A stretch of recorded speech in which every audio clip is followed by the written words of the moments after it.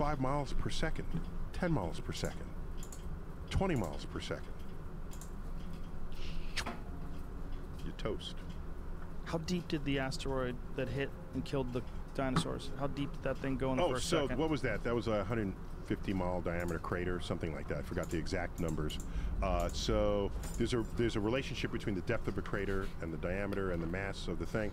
So no, it goes miles down. I mean, it's miles. Oh yeah, oh yeah. Well, let me think. An Earth rang for like a million years. What happens is, let me take that back. I don't know if it's miles. It's I think it was what I read. I don't remember the exact statistics. Well, excuse me, no, it's got to go miles down because the thing is miles. The asteroid itself was the size of Mount Everest. So the asteroid itself is like 5 miles across. So it's deep. No, you just don't mess with this. By the way, the crater in Arizona, called Meteor Crater for obvious reasons, that can sink a 60-story building. And that's not even a mile across. And now we're talking about a crater more than 100 miles across that took out the dinosaurs. That famous one in Arizona can sink a 60-story building? If you put dirt up to the rim of that crater, you can bury a 60-story building. Wasn't that an instance where this is your whole calculation about explosions and about the amount of energy, that they were looking for the raw materials that caused that crater? Correct. They thought that they could mine it. Correct. They first thought it was volcanic, and the geologists thought it was volcanic again. But one geologist in particular, Eugene Shoemaker, who was in line to be on one of the lunar missions, and then he had like a heart murmur, and then they sent Jack Schmitt in his stead, who's also a geologist turned U.S. Senator from Arizona? Where's he senator from? I forgot. But can you look at Jack Schmitt, where he was senator from? Forgive me for, because I'm friends with him, so I should have known. Yes. Jack Schmitt, S-C-H-M-I-T-T. There's no D in it. What's Mexico? That? Yeah, so I was right. Yes, New Mexico. Oh, I said Arizona, so New Mexico. So he, but anyhow, he's saying no. This is an impact crater, and well, if it's an impact crater, where is the meteorite? It must be buried down here. And so there were miners. There were iron miners who bought the land so they can get this huge meteor that they were sure was just sitting down there that they could mine for its natural resources. They could not find the meteor. That's because it hit at high speed velocity. It was a high velocity impact, which means its collision energy was greater than the binding energy even of the iron atoms itself. And 90% of that thing vaporized on impact. Wow. There it is. Like there it is. There it is. Wow. There is no iron. More impressive even than I remember it. Okay, the pieces, that's nice low angle shot so you get the shadows of the rim. That's in Arizona. Where in Arizona? Near Winslow, Arizona. Where would that be near? Is that like if someone wanted to fly in to see that? Here it is. If you go to the Grand Canyon, then you drive to this, and it's a couple hours, a few hours. Okay, there's Meteor Crater. The map is coming up. And where's the Grand Canyon? There's Meteor Crater and Grand Canyon, which is also in Arizona. Flagstaff. Grand Canyon National Park. You can drive that. See that? Grand Canyon to Meteor Crater. Help over here. Flagstaff, yeah. So you're not going to fly that. You just drive it. And it has Yelp reviews. It's a look at that. Look at that. Look at highlighted. It's got 5 you can't stars. Yelp review look at a crater. Look at it. Come on now. Look. Why doesn't it have all the stars? Look. I know it should have every goddamn star ever. No! Only 3.9. People are so picky. Crater. It's not that big a deal, man. I could dig a hole better myself. Oh, by the way, so this hole was this meteor crater was dug in like, a few seconds. This crater was made. Yeah. Just. And how many years ago was that? 50,000 years ago. That's nothing. Approximately nothing. It's wow. nothing. There's probably some form of human living here then. Oh yeah, early humans. Maybe. I don't know if they were in North America yet. They say 40,000 is the most recent, right? Yeah, it depends on when they crossed the Bering Strait. Yeah. That's when they would have just arrived. Man. They would say, "Oh, that's cool. I'm going back." Have you gone? Have you gone to that? Oh yeah, multiple times. Oh yeah. Yeah. Is it freaky? What's freaky about it is you walk up to it, you can't see it because the rim of the crater, it just looks like a ridge line. Ah. The rim is raised above the plane of the area, right? because when you press down, it raises it up a bit. So you just walk up to it, and then you come up to the ledge, and then it's like, and you realize what it is. This is nearly a mile diameter hole in the ground. Oh yeah, it's a stunning encounter with the forces of nature. And the fact that there's so many of those particles just floating around out there. That could easily that just was nothing. slam right in. That was nothing. That's. How big was that one, you think? Oh yeah, that was about about, I don't know, 20 yards across, something like that. Yeah, oh that's my nothing. God, that's nothing. That's nothing. I got That's you. it? 20 yards? Yeah, maybe between 20 and 40 yards. 20 yards is the size of this Oh yeah, building. no, yeah, that's right. From that garage to that front door Yeah, is now make that exactly kind of 19 spherical. yards. Yeah, yeah, Wow. That's crazy. right. That's nothing, and that's the kind of thing that can get close enough that you don't even see, and then it's too late. And Now, those of course, that's things not going to do render you sneak extinct. in. That's not going to make us extinct, but it'll make a very bad day for a city. Yeah. Okay. Well, yeah, the city's done, and Yeah. most likely the power grid's jacked for a long time too. Right. Now, What I time wanted is my 10 till. plane left 10 yet? till. No, you have 10 more minutes. Okay. I had to get the Stephen Hawking quote out with you for you. Stephen Hawking was talking about the possibility of alien life discovering us, and that it would be a terrible, terrible thing if it did happen. If you look at what has happened to other primitive life forms when we've discovered them, primitive cultures when we've discovered them, do you share that same opinion? That if something did find us? I don't have a strong opinion on that question, but I have an analysis of his comment. Okay. He is worried about the possibility of aliens enslaving us. Oh. Based on the reality that we've done that to ourselves. Yes. Just think about that. His fear of aliens derives not from actual knowledge of aliens, but from actual knowledge of ourselves. Anytime a more advanced civilization has come upon a less technologically advanced civilization, it did not bode well for the less advanced civilization.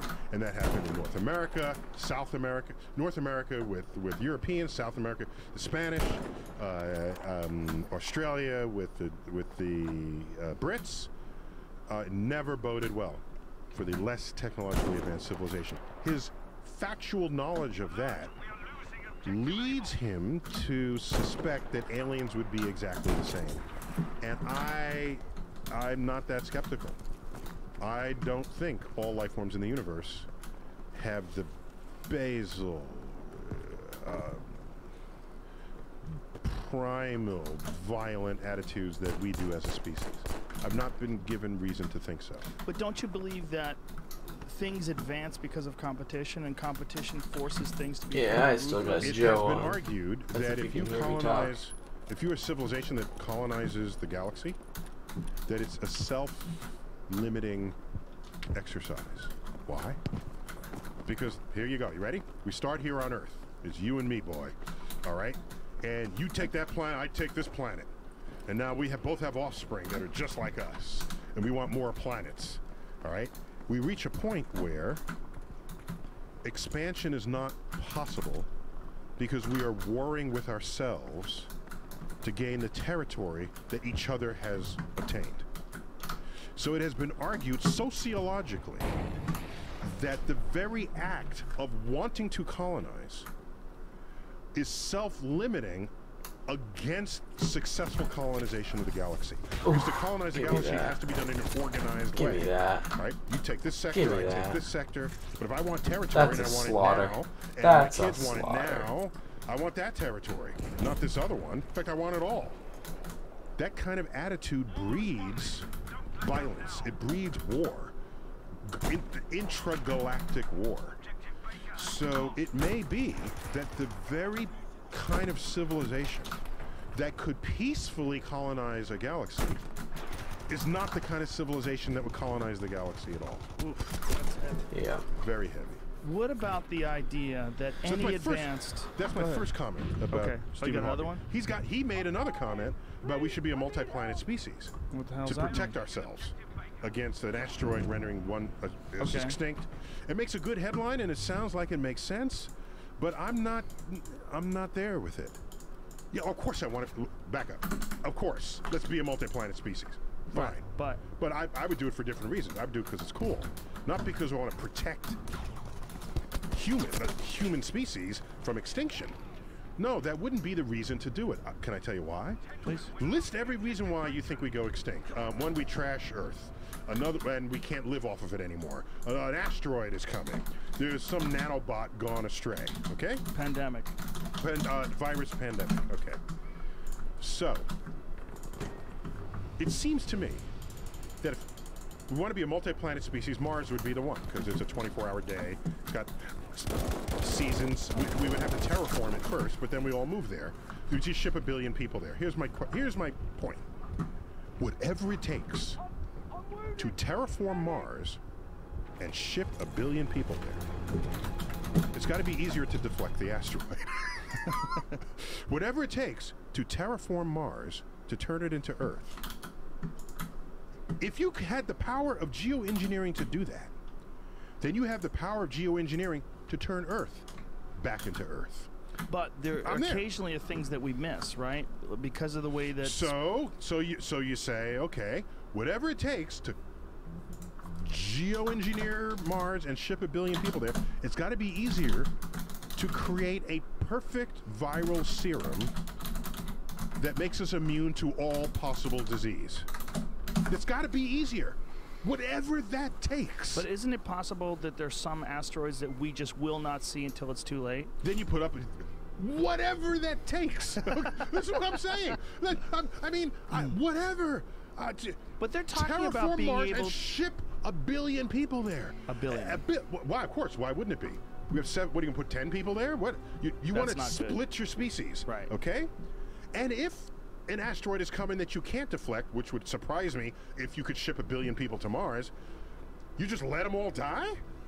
What is that? What you plan to? You're gonna let all the Earth people die and the Mars people survive just so you can save the species? Don't save everybody.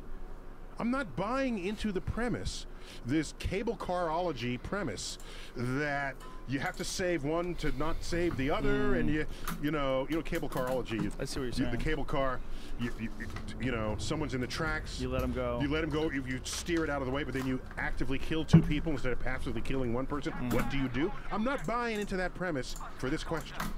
I'm simply saying that whatever it takes, it's got to be easier to put up some kind of net that finds any asteroid that could possibly harm us and zaps them out of the sky.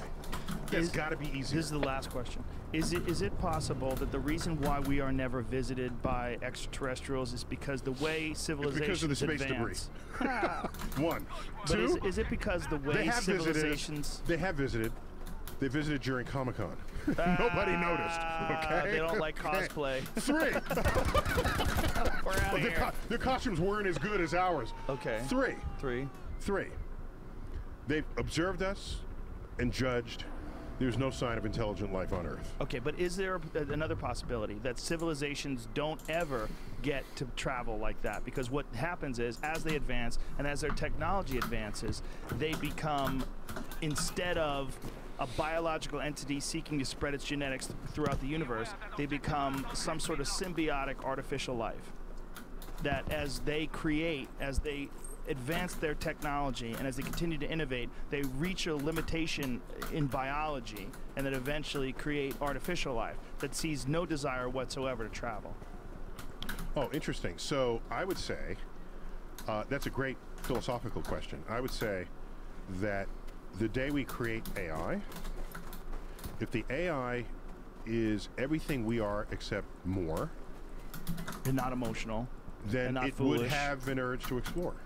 Maybe. Otherwise, then it's not us. But wouldn't it create those doors like in Monsters, Inc. and start going dimension to dimension instead of fucking around with jets and with chemical jets? And, yeah. Right. Yeah, they figure out the 4th dimension. Yeah, wouldn't that be the best way to do things? And then they figure it out, and then they would figure out a way to travel better than any way we could. But if the fact that we want to travel, and we're creating versions of ourselves called AI, I don't see why. Would it be I a don't see version of why ourselves? AI wouldn't want to travel. But why would it be curious? If AI, if it is us, if it's this not is my biological, point. If then it's not. Well, if we create every neurosynaptic map right, of our brain into silicon, into a computer and we create our consciousness as humans, the human brain. But wouldn't that the be human just brain one is curious. version of AI? Wouldn't Sure. there be like an infinite version of AI that Sure. AI could create itself? It could. And why would it limit itself to all of our emotions and sexual desires and jealousy and all the ridiculous things that are holding us back? It could. Yeah. Sure.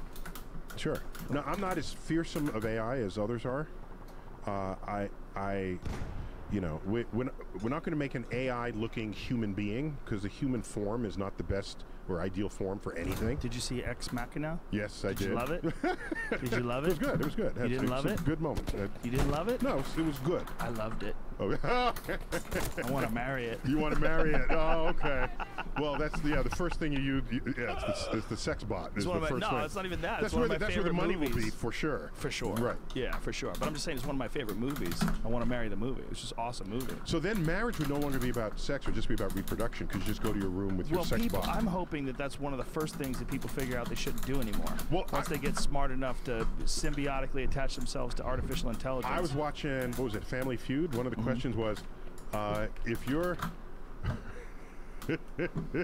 we asked 100 married women, if you could have a second husband for only one purpose, what would it be? Something like 70% of them said just for sex. Whoa. Damn. A second harsh. husband for only one purpose. Just for getting stuffed. Just sex. That's a fucking wake-up call for a lot of dudes out there. A lot of guys. Let's end on that.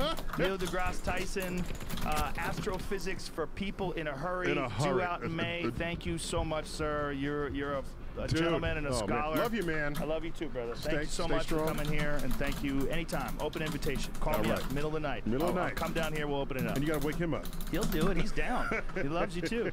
All right. Thank you, sir. Appreciate it. Mm-hmm.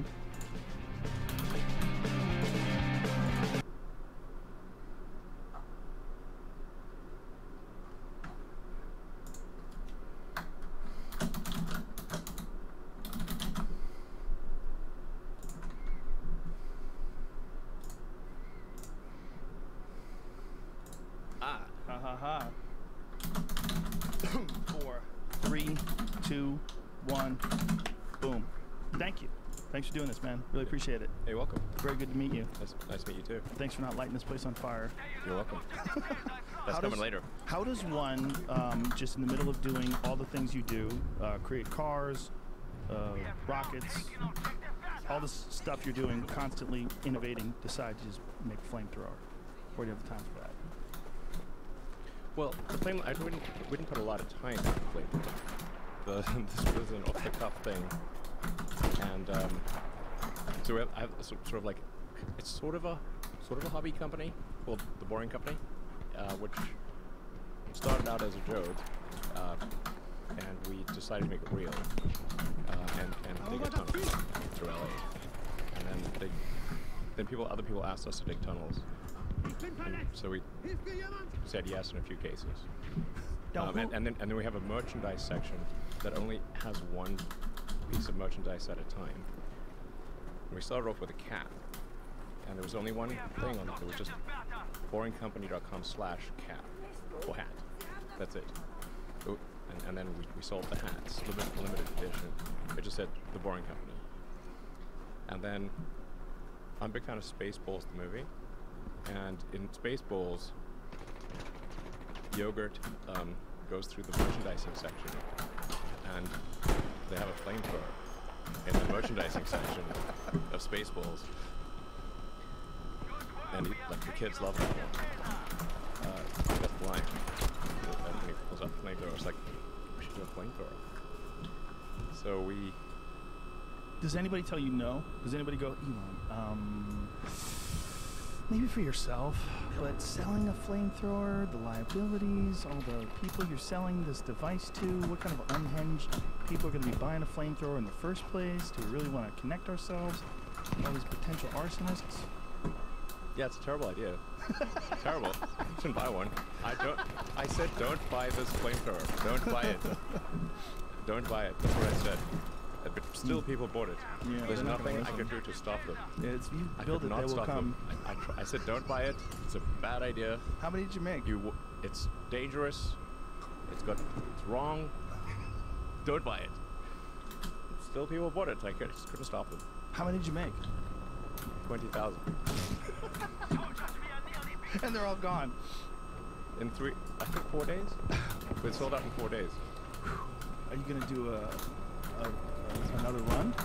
No. No, that's it. Yes. Oh. I said we would do 20. We did 50,000 hats. That was $1 million. And he was like, okay, we'll sell something for 10 million, and that was 20,000 flamethrowers and $500 each. They went fast. Yeah, how do you have the time? How do you have the time to do that, though? I mean, I understand that it's not a big deal in terms of all the other things you do, but how do you have time to do anything? I don't understand your time management skills. I mean, I didn't spend much time on this flamethrower. I mean, to be totally frank, it's actually just a roofing torch with an air rifle cover. It's not a real flamethrower. Which is why it says not a flamethrower. That's why we were very clear. This is not actually a flamethrower. And also we were told that various countries would ban shipping of it, and they would ban flamethrowers. So to solve this problem, or the customs agencies, we labeled it not a flamethrower. Did it work? Was it effective? I don't know. I think so. Yes. So far. Yes. Now, but you do. Because they said you cannot strip a flamethrower. But you do so many different things. Forget about the flamethrower. Like, how do you do all that other shit? Like, how does one decide to fix LA traffic by drilling holes in the ground? And who do you even approach with that? Like, when you have this idea, who do you talk to about that? I mean, I'm not saying it's going to be successful or so. You know, I know it's like asserting that it's going to be successful, but so far, I've lived in LA for 16 years, and the traffic has always been terrible. And so, I don't see any other ideas for improving the traffic. So, in desperation, we're going to dig a tunnel, and maybe that tunnel will be successful, and maybe it won't.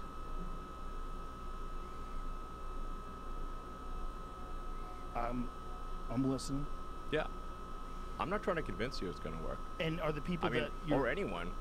But you are starting this, though. This is actually a project you're starting to implement, right? Yeah, no, we've dug about a mile. It's quite long. It takes a long time to walk it. Yeah. Now, when you're doing this, what is the ultimate plan? The ultimate plan is to have these in major cities and anywhere there's mass congestion, and just try it out in LA first? Yeah, it's in LA because I mostly live in LA. That's the reason. It's a terrible place to dig tunnels. This is one of the worst places to dig tunnels because mostly because of the paperwork.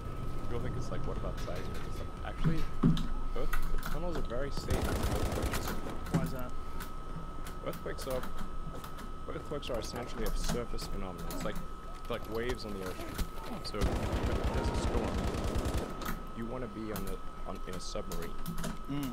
So being in a tunnel is like being in a submarine. Now the way the tunnel is constructed is it's constructed out of these interlocking segments, kind of like a snake.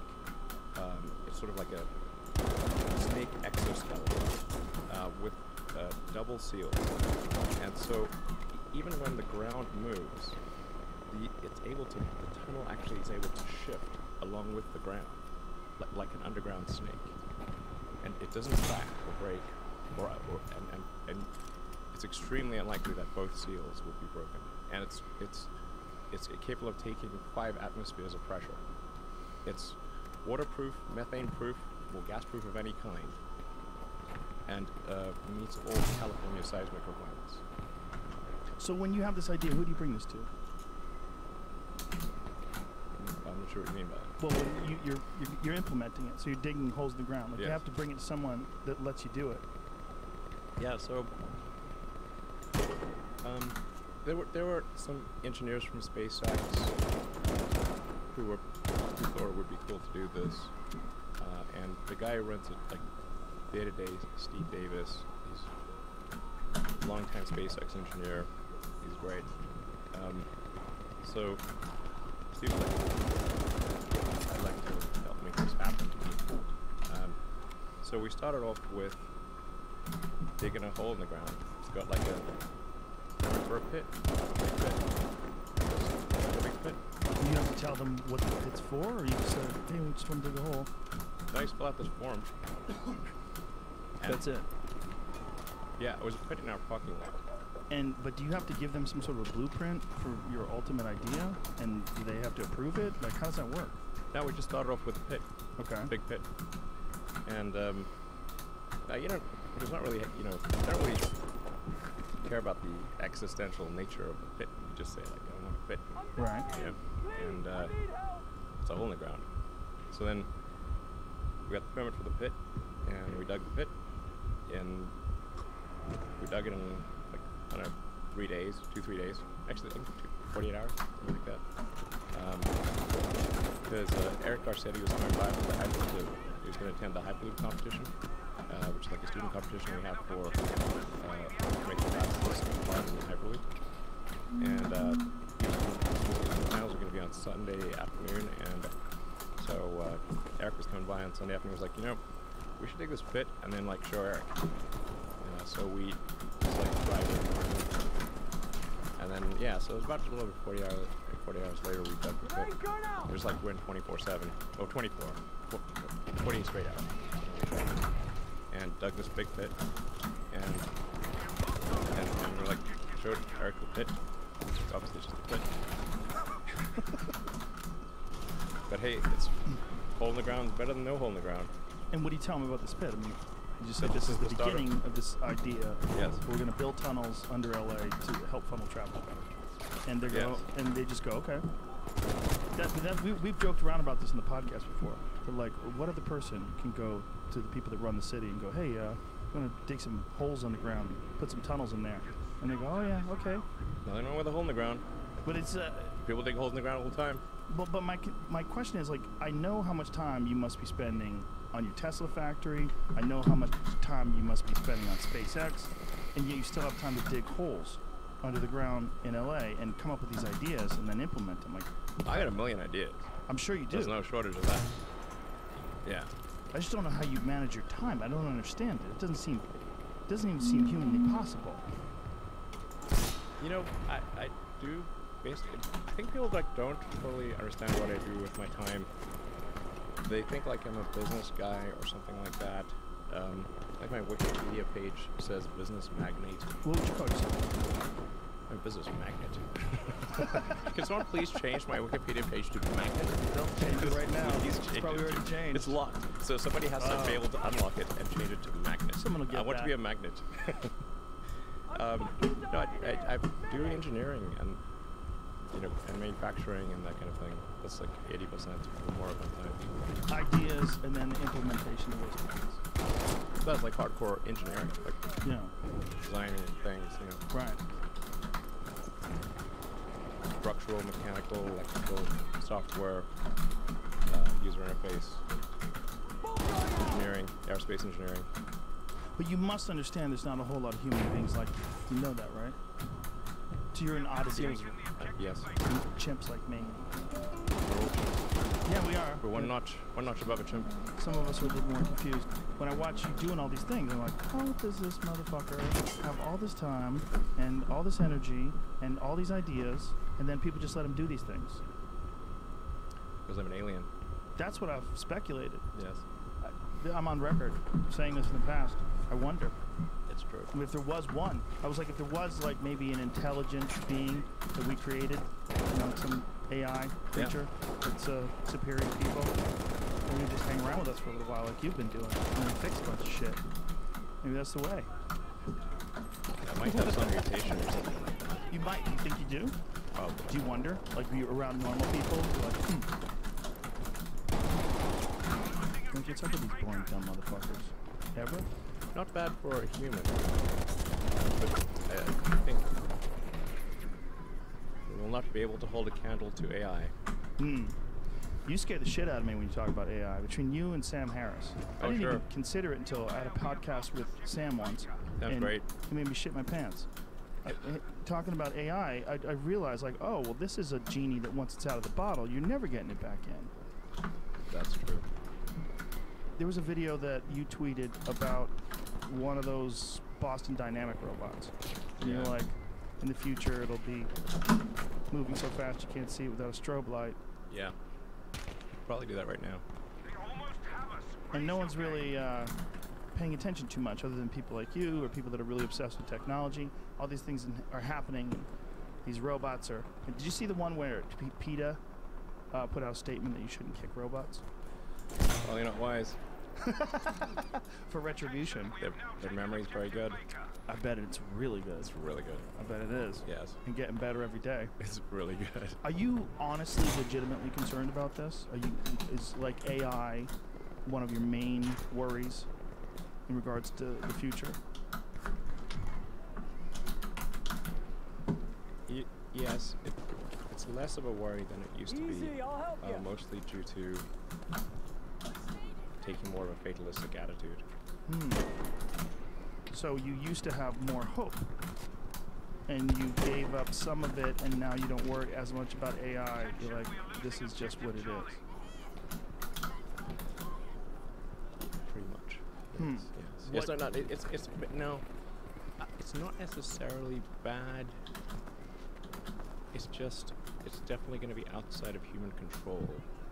Not necessarily bad, right? Yeah, it's not necessarily bad. It's just outside of human control. Now, the thing that's going to be tricky here is that it's going to be very tempting to use AI as a weapon. It's going to be very tempting. In fact, it will be used as a weapon.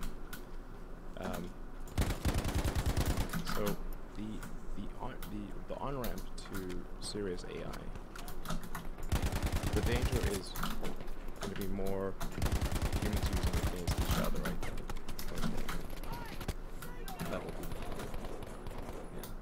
How far do you think we are from something that can make its own mind up, whether or not something is ethically or morally correct, or whether or not it wants to do something, or whether or not it wants to improve itself, or whether or not it wants to protect itself from people or from other AI? How far away are we from something that's really truly sentient?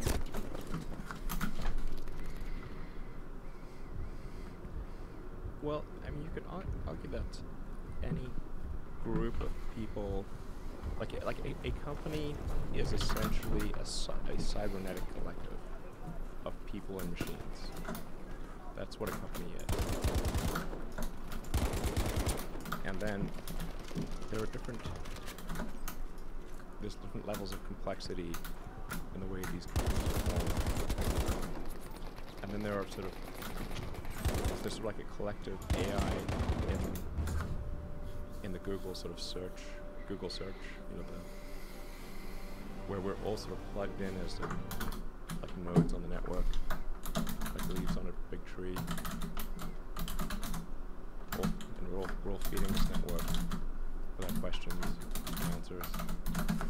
We're all collectively programming the AI, and and Google plus all the humans that connect to it are one giant cybernetic collective.